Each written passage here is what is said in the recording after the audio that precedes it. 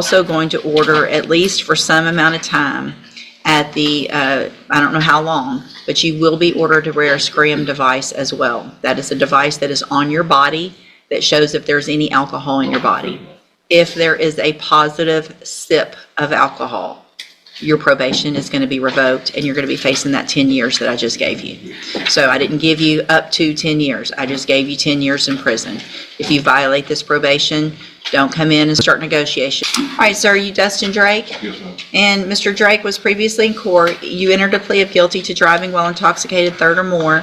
I've received the pre-sentence report. Has everyone had an opportunity to review that report? We have, and we have no objection. Yes, Your Honor, we reviewed it. And there was no agreement. Mr. Lane, you may proceed. Thank you, Your Honor. I guess in situations like this, the PSI pretty much laid it out. So I don't know if Mr. Drake can be any more sincere than he was. I think the PSI officer got that from him. Most of his allegations were DWIs. After this allegation, we know he entered treatment. He went through almost 18 months worth of treatment. He stayed sober. He's gainfully employed. He's moving forward. He knows that the court has a tough decision. I think he said it best in the recommendation where he was. I think he can be successful. His attitude's there. His groundwork is there. His mother's here. The foundation is all successful. Mr. Nichols? Judge, this is his fifth DWI conviction, not counting two that were dismissed somewhere along the way. I left, when we formulated this plea offer, I left it as a count one plea to limit some exposure, but I think the pen time is where we're at. I get, and I'm glad that there's what appears to be sincere attempts at getting treatment and doing all that, but the fact is, he hit a car. This night he was 0.27. Luckily, no one else was hurt. And I just can't fathom letting him back out on the road, Judge. I would urge the court to exercise the full 10 years. Mr. Drake, other than what's in the PSI that you stated, do you have anything else to add? No, I just, I really apologize for what I did. I know it was wrong. I am an alcoholic, and I do believe I can finish the probation. I'm not gonna sit here and make excuses for my actions because there are none. My record speaks for itself. I'm embarrassed and ashamed. And I appreciate that, and I appreciate you not trying to make excuses. And I appreciate that you've gotten treatment. The time for treatment was before your fifth DWI. I agree. You know, you've had every opportunity since, it looks like, 05, 19, 2021, well, 09, then 10. I guess part of what I'm looking at right now is that there was a short probation from Louisiana some years back, 6 months. But other than that, there's never been, you've just gotten time, correct? Yes, ma'am. Okay, here's what I'm gonna do, Mr. Drake, and I hope you take advantage of what I'm about to do. Just based on several of the factors, the age of some of the history, the fact that you've gone into treatment already, I'm going to give you an opportunity, but you're not going home today. So here's what's going to happen. I'm going to find that you entered your plea of guilty freely and voluntarily, find sufficient evidence to find you guilty, and at this time find you guilty. Sentence you to a term of 10 years in prison, but I'm going to probate that. You'll be on probation for 10 years. I'm ordering that you pay a $2,000 fine, and I'm ordering that you follow all of the rules and conditions of probation. The first one of those conditions is that you're going to enter and successfully complete the SafeP program. It's a 6-month in-custody program. It's the longest and best we have, And so at least that gives me some knowledge that you have some further treatment and some long-term treatment. When you're released, you will go through the JCDI program as your outpatient follow-up care, which is an intensive outpatient treatment. You will be required to have an auto ignition interlock device on any vehicle that you drive.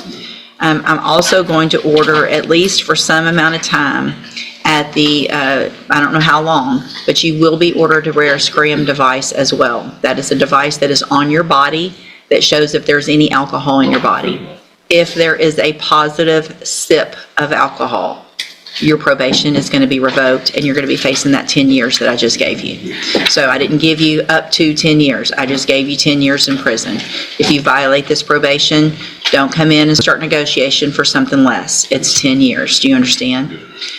So you'll have the scram, the auto ignition, SafeP, JCDI, and any other conditions that probation deems would be important for you to be successful. So this wasn't an agreement. You do have some rights to appeal. I'm handing you the trial court certification. Well, it shows that y'all waived the right to appeal on this. So That's because we did have an agreement. you did have an to go on agreement. Count one, Your Honor. Correct. So you have waived your right to appeal because the state made that concession that they went forward on count one only. I've also handed you the trial court certification or admonishment that shows that that because of the judgment entered against you, you're ineligible to possess a firearm or ammunition. Possession of a firearm or ammunition could lead to charges against you. Firearm is a legal term. You should read the written admonishment I provided you to see what devices qualify as a firearm. If you have questions about the laws that make you ineligible to possess a firearm or ammunition, or about how long that lasts, you can talk with Mr. Lane. Also, obviously you're going into custody, but I am ordering as a condition of that probation, it's mandatory 10 days upfront time, so you'll get that credit while you're waiting on safety. All right, you can go back with the bailiff. I'll go run. Yeah. All right, sir, are you Lentavius Strickland? And Mr. Strickland, you were previously in court, entered pleas of guilty to evading arrest or detention with the use of a motor vehicle, as well as unauthorized use of a motor vehicle. I've received the pre-sentence report and reviewed that. Has everyone had an opportunity to review that? Yeah, Your Honor. Stay has, Judge. Are there any additions or corrections? None more, Judge. Not from the state, Judge. In addition to that, I have reviewed your jail incident reports. Everyone's been given a copy of those as well. Have y'all both had an opportunity to review those? Yes, Judge. I have, but I don't remember. 4 fights. Yeah. Oh, yeah. You like to fight, don't you? You don't? You don't? Okay. I can tell you that I have people in front of me all the time, and they're not doing what you're doing. Constantly fighting. And the way these reads, it does not necessarily show that you weren't the aggressor. It doesn't show either way on some of them, but it looks like these were some pretty mutual things going on, specifically finding places to fight, getting in the bathroom to fight so you can't be caught and all that kind of nonsense. How old are you? 19 years old. So here is where I am on this. I understand that you guys had agreed to the 180 days up front. I don't know that jail necessarily is as useful as potentially something like ISF, cognitive track, because of its age, nature of the offenses, and what's going on in jail. The only way I'm going to go along with this agreement is to try to get you in a better place to make better decisions so that you can be successful on these probations. I want you to be successful. We all do. But at the rate you're going, you're not going to be. The conditions of your probation are always up to me, so I can give you what I want as a condition, anything that makes me feel like it would be helpful for you, helpful for the community. So what I'm going to do at this time is find that you previously entered your pleas of guilty freely and voluntarily. And cause number 24 DCCR 2440, find sufficient evidence to find you guilty, and at this time follow your agreement and find you guilty of evading arrest or detention with the use of a vehicle. sentence you in accordance with that agreement to a term of 10 years in prison, but probate that. You'll be on probation for 10 years. You're ordered to pay a $1,000 fine and to follow all of the rules and conditions of probation. In cause number 25, DCCR 0209, find sufficient evidence to find you guilty, and at this time follow the agreement, find you guilty of unauthorized use of a vehicle, sentence you to 2 years in the state jail prison, but probate that. You'll be on probation for 5 years in that case. I don't have a fine. Is there no fine in that one? The 1,000 and the others probably. There was just one fine. It was just Okay. one fine in one case, Judge. Okay, so in each of these cases, you're ordered to follow all of the rules and conditions of probation. One of those conditions is going to be that you enter and successfully complete the cognitive track of the ISF program. It's a 90-day program. It's in custody. You'll be transported from our jail to there fairly quickly. It's all about making better choices. Okay, so it's just to give you the tools you need so that you can be successful on this probation and not end up back in here and then going to prison. Do you understand? If you get in trouble now that you're on probation, if you get in trouble in the jail, get in a fight, if you get in trouble at ISF and you don't successfully complete it, you're going to already be in violation of your probation before you ever get out. So you need to figure out how to just stick to yourself, follow the rules, do what you're supposed to do so that you can get out and not go to prison, okay? All right, I'm handing you, and if you do everything you're supposed to, then for all practical purposes, your case here in court's over. You're going to serve those sentences while you're out on probation. But if you violate any condition of those probations, you'll be back in here and you'll be looking at the 10-year sentence and the 2-year sentence that you already agreed to. Do you understand? Okay, I'm handing you the trial court certification that shows this was an agreement that I followed, and so you've waived your right to appeal. I have also handed you a written admonishment regarding your ineligibility to possess a firearm or ammunition.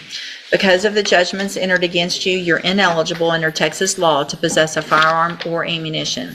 Possession of a firearm or ammunition could lead to charges against you. Firearm is a legal term, and you should read the written admonishment